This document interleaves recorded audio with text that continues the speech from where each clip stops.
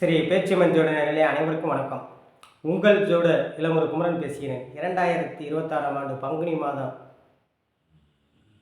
மீனராசிக்கு உண்டான பலன்களை இங்கே பார்ப்போம். மீனராசி நேயர்களே, இந்த வீடியோவை சப்ஸ்கிரைப் பண்ணுங்க, லைக் பண்ணுங்கள், கமெண்ட் பண்ணுங்கள்.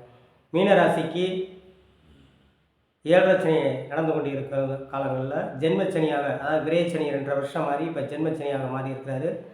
ராசிநாதன் குரு 4லிருந்து உங்களுக்கு 10ஆம் இடத்தை தொழிலில் நல்ல மாற்றங்களை கொடுத்தாலும் தாமதப்பட்டு எல்லாமே உங்களுக்கு கிடைக்கும். இப்போ உத்தியோகத்தில் வேலை பார்த்துருக்கீங்கன்னா அந்த வேலையில் பல இடையூறுகள் சந்தித்தாலும் முடிவில் வெற்றி பெறக்கூடிய வாய்ப்பை ஏற்படுத்தும். அதே மாதிரி அரசு காரியங்கள், அரசு சம்மந்தப்பட்ட துறைகளில் சற்று கவனமுடன் செயல்பட வேண்டிய காலங்கள். உங்களுக்கு இந்த குரு பயிற்சி வரைக்கும் ரொம்ப கவனமாக இருக்கணும்.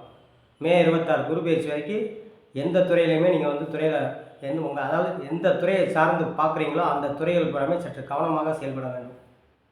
அது வழக்கறிஞர், காவல்துறை, மிலிட்ரி, இராணுவம் போன்ற துறையில் இருப்பவர்கள் கவனமாக செயல்பட வேண்டும். அதேமாதிரி எலக்ட்ரிக்கல், எலக்ட்ரானிக் சம்மந்தப்பட்டது, ஃபயர் ஒர்க் சம்மந்தப்பட்டது, நெருப்பு இரும்பு சம்மந்தப்பட்ட துறையில் இருப்பவர்கள் எல்லாமே சற்று கவனமாக செயல்பட வேண்டும்.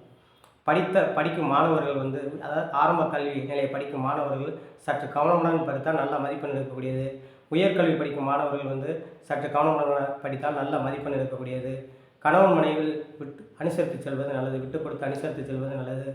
திருமண வயதில் இருக்கும் ஆண் பெண் இருவருக்கு 120 மாதங்களில் திருமணத்தை நடத்தி வைக்கக்கூடிய பாக்கியத்தை ஏற்படுத்தும். ஏற்கனவே கல்யாணம் முடிந்த தம்பதிகள் குழந்தை பாக்கியம் இல்லாதவர்கள் குழந்தை பாக்கியம் கிடைக்கக்கூடிய யோகத்தை ஏற்படுத்தும் உங்களுக்கு.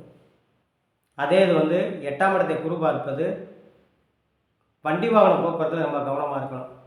அதேமாதிரி யாருக்கும் ஜாமீன் கையெழுத்து போடக்கூடாது. ஆடம்பர பொருளை கவனமாக வச்சுக்கிறோம். ஜாமீன் கையெழுத்தும் போடக்கூடாது. மீனராசினியர்கள் அதுக்கு காசு பணத்தை இடம்பொருளில் போடலாம், வீடு வாசலில் இந்த மாதிரி போட்டிங்கன்னா வேறு விரைச்சில் வேறு சுபவரையமாக மாற்றிக்கொள்ளலாம். அவங்க நீங்கள் இந்த மீனராசினியர்கள் புறமே ரொம்ப எச்சரிப்புடன் செயல்பட வேண்டிய காலமாக இருக்குது இந்த பங்குனி மாதம். பொருளாதாரத்தில் ரொம்ப கவனம் தேவை.